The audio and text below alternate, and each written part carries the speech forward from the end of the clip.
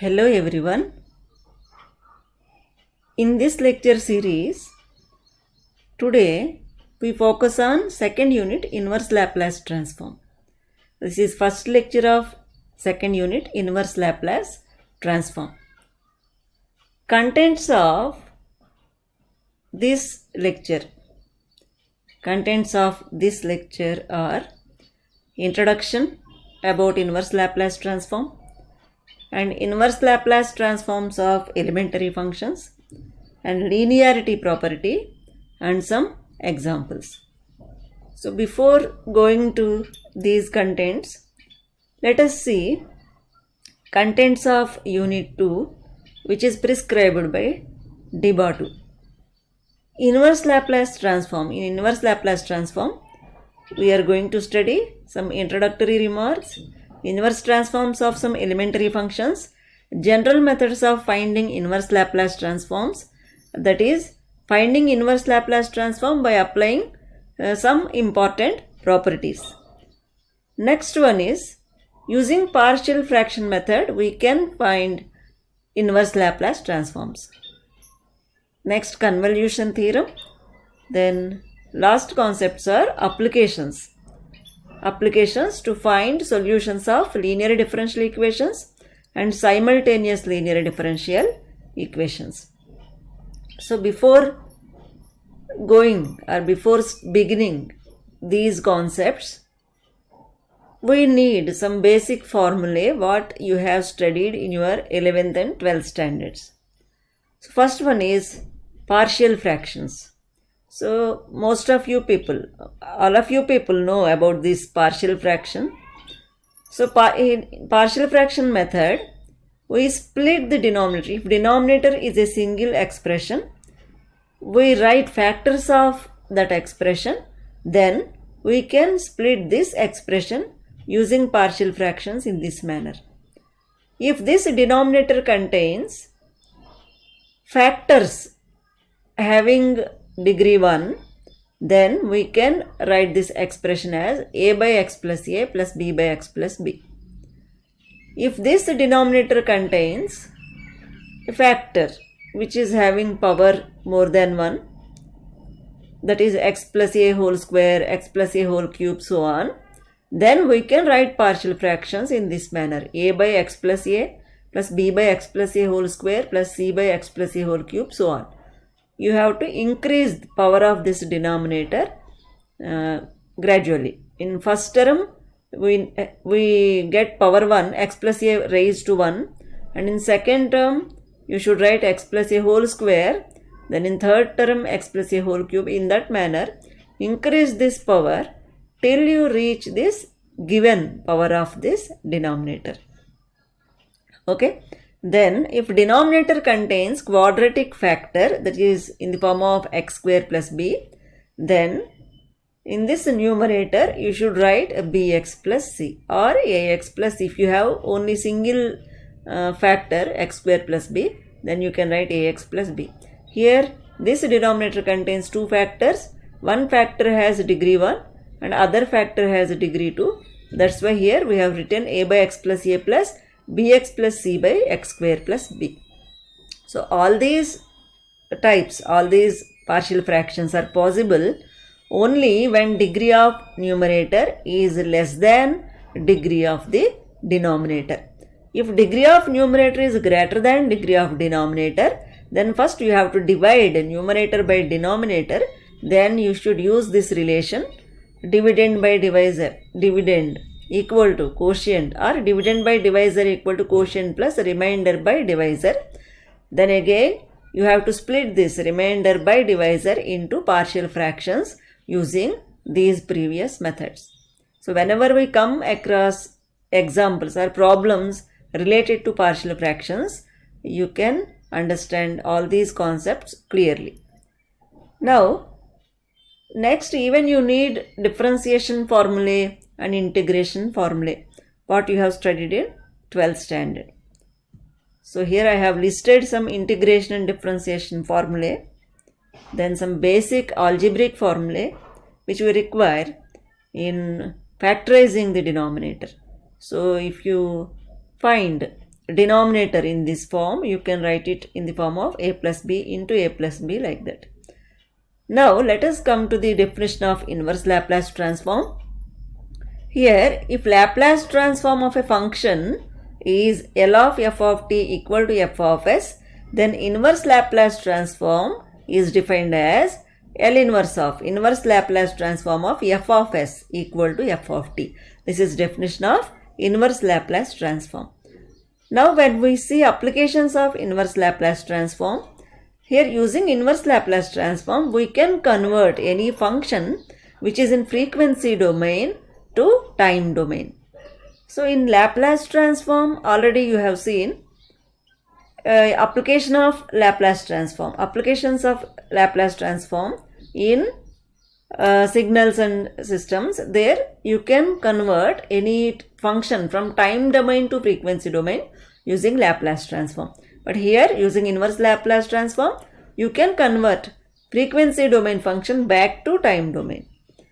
Again, while solving differential equations we use both Laplace transform and inverse Laplace transform. Using Laplace transform we can convert any typical differential equation into algebraic equation. Then we solve that equation. After getting the solution, to get original solution, to get solution in original variables, then we apply inverse Laplace transform. So inverse Laplace transform has applications in converting any signal from frequency domain to time domain and in solving differential equations. Now here I have listed some elementary inverse Laplace transforms of some elementary functions in this table. So here inverse Laplace transform of 1 by s is 1. Inverse Laplace transform of 1 by s minus a is e power at. Inverse Laplace transform of 1 by s plus a equal to e power minus at. Inverse Laplace transform of 1 by s square plus a square equal to 1 by a sin at. And inverse Laplace transform of 1 by s square plus 1 is sin t. Inverse Laplace transform of s by s square plus a square is cos at. In the same manner, inverse Laplace transform of s by s square plus 1 is cos t. Inverse Laplace transform of 1 by s square minus a square is 1 by a sin h at. And inverse Laplace of s by s square minus a square is cos h at. And inverse Laplace transform of 1 by s square minus 1 is cos ht, so on. Up to this up to this formula, inverse Laplace of 1 by s power 5, all these are elementary functions. Here I have listed formula of elementary functions, but here after application of first shifting property. When we apply first shifting property on these elementary functions, then we get inverse Laplace transforms in this manner. Here 1 by s minus a raised to n plus 1 equal to e power at t power n by n factorial. When you see this formula, inverse Laplace of 1 by s power n plus 1 is t power n by n factorial. Here in the place of s, if you find s minus a, 1 by s minus a raised to n plus 1, inverse Laplace transform of this is nothing but e power at. Here if you find s minus a, then first you should write e power at, then remaining formula is t power n by n factorial. Okay, so e power at t power n by n factorial. If you find s plus a in the place of s, that is 1 by s plus a raised to n plus 1, then we get e power minus at first. So e power minus at into t power n by n factorial. In the same manner, here b by s minus a whole square plus b square. See this formula. Here a by s square plus a square or 1 by s square plus a square is 1 by a sin at. Okay, in the place of s, if you find s minus a, then b by s minus a whole square plus b square, then inverse Laplace of this is e power at. Here this is s minus a, that's why first we get e power at into sin bt. Now b by s plus a whole square plus b square. Here in the place of s minus a, if you find s plus a, then you get e power minus at sin bt. Inverse Laplace of this is e power minus at sin bt. Now inverse Laplace transform of s minus a by s minus a whole square plus b square, then we get e power at first, then cos bt. then inverse Laplace transform of s plus a by s plus a whole square plus b square equal to e power minus a t cos bt. So here these are nothing but here cos a t. Here what is inverse Laplace of cos a t? S by s square plus a square. Inverse Laplace of this is cos a t. Right. So here even this formula is nothing but when you apply first shifting property on this formula, then we get like this. That means if you find s plus a in the place of s and in the place of a some other variable b square, then we get e power minus a t cos bt. Now inverse Laplace transform of b by s minus e whole square minus b square is e power a t sin h bt. Inverse Laplace of b by s plus a whole square minus b square is e power minus a t sin h bt. Now inverse Laplace transform of s minus a by s minus a whole square minus b square is e power a t cos h bt. In the same manner, if you find s plus a in the place of s minus a, then we get e power minus a t cos h bt. So all these are inverse Laplace transforms of elementary functions, and after applying first shifting property, the inverse Laplace transforms of these elementary functions. We need all these inverse Laplace transforms while solving examples in this unit. So you have to practice all these inverse Laplace transforms before attempting any question in this unit. Now, first property is linearity property of inverse Laplace transform. Let us see this linearity property.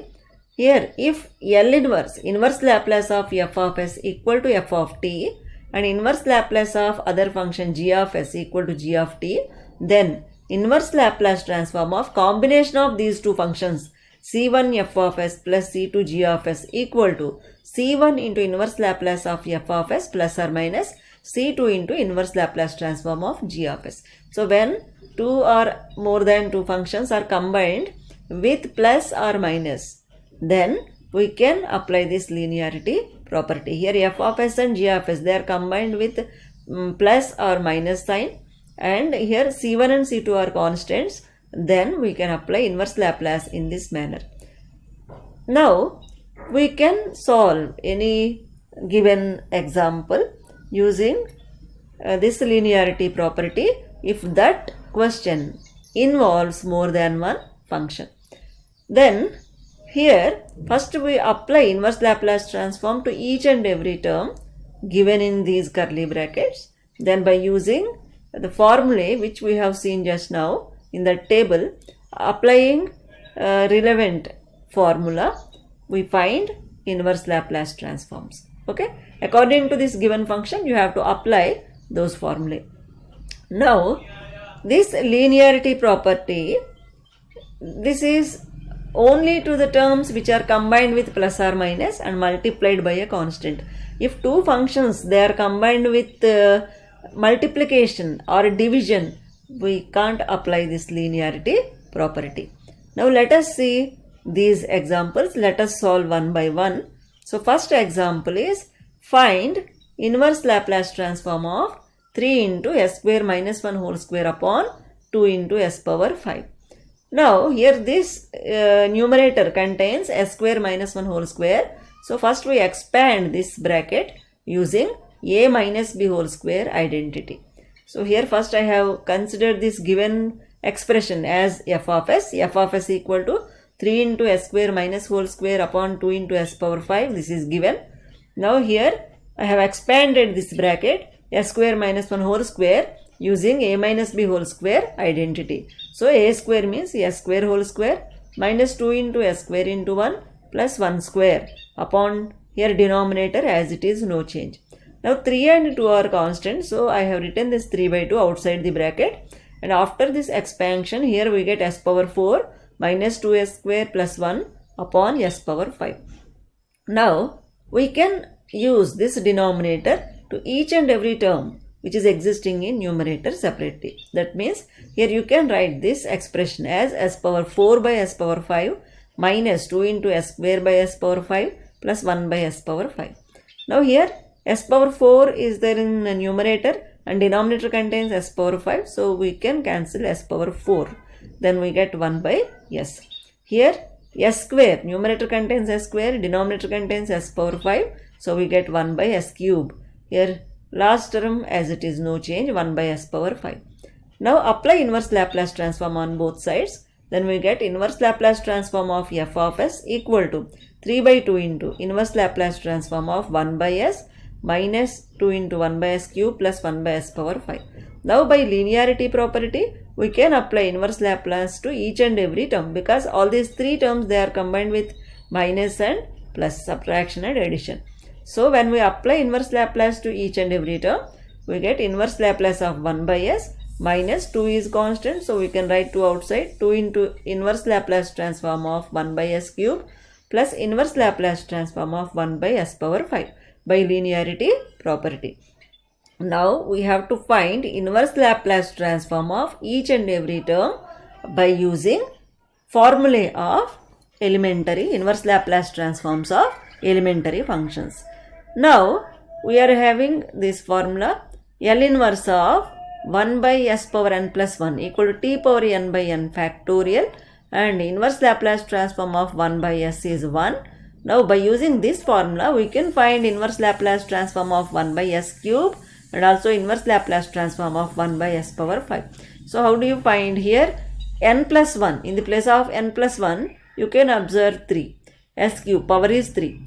Now here if power is n plus 1, here power of this t is n, 1 less than n plus 1.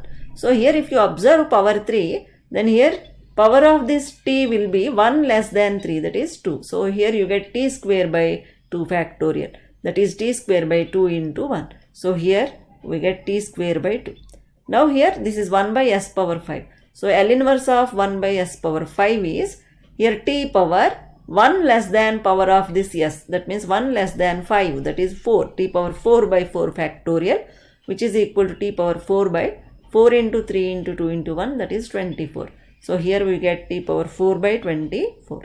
Here these two numbers will get cancelled, then we get inverse Laplace transform of given expression 3 into s square minus 1 whole square by 2 into s power 5 equal to 3 by 2 into 1 minus t square plus t power 4 by 24.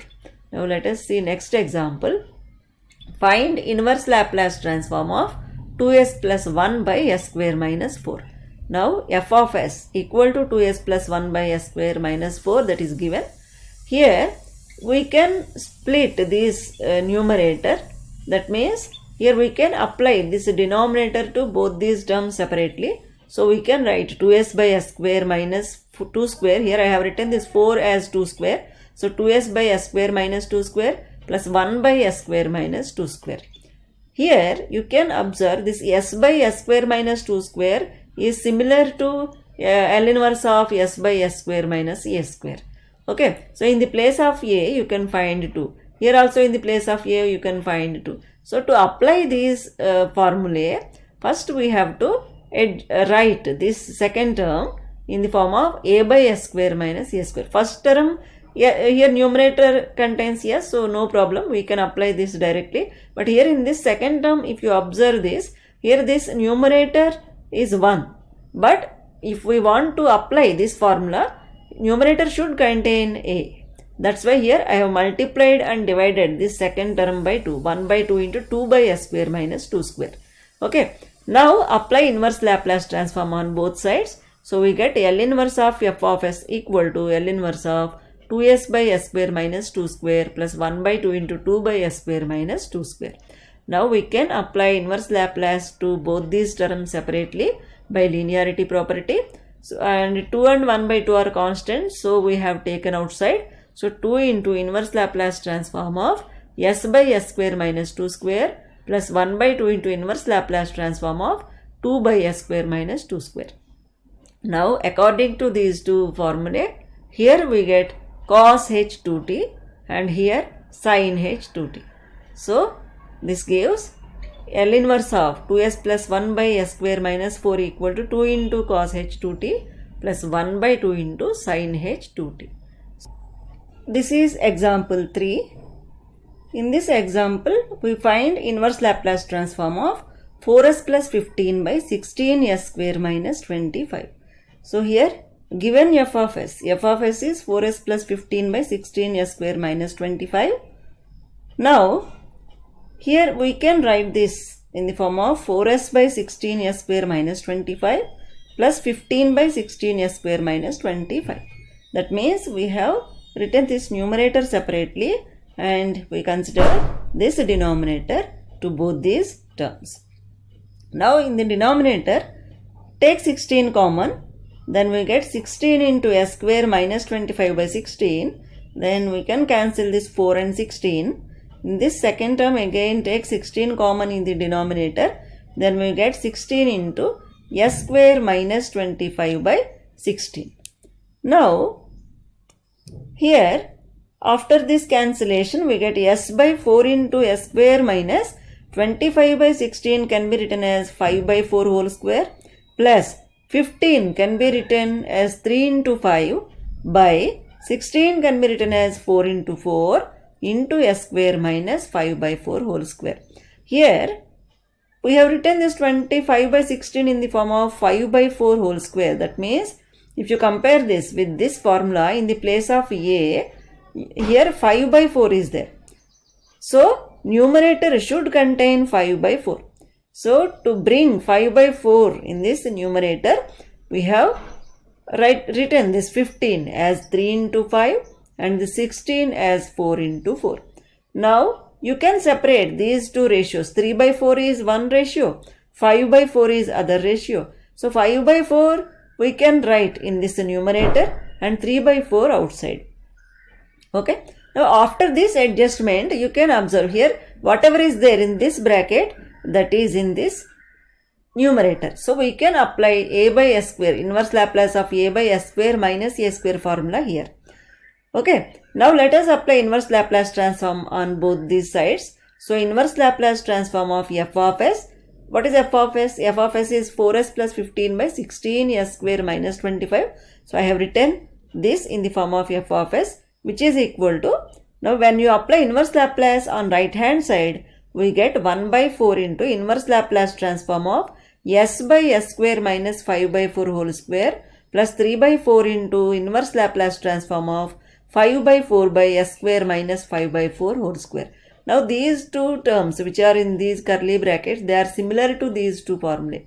So we can apply this L inverse of s by s square minus a square formula here, and here you can apply L inverse of a by s square minus a square formula. So when you apply those formulae, we get 1 by 4 into cos h 5 by 4t plus 3 by 4 into sin h 5 by 4t. Here denominator is same 4. So you can club these in numerator. So you can write it as cos h hyperbolic cos 5 by 4t plus 3 into hyperbolic sin 5 by 4t upon 4.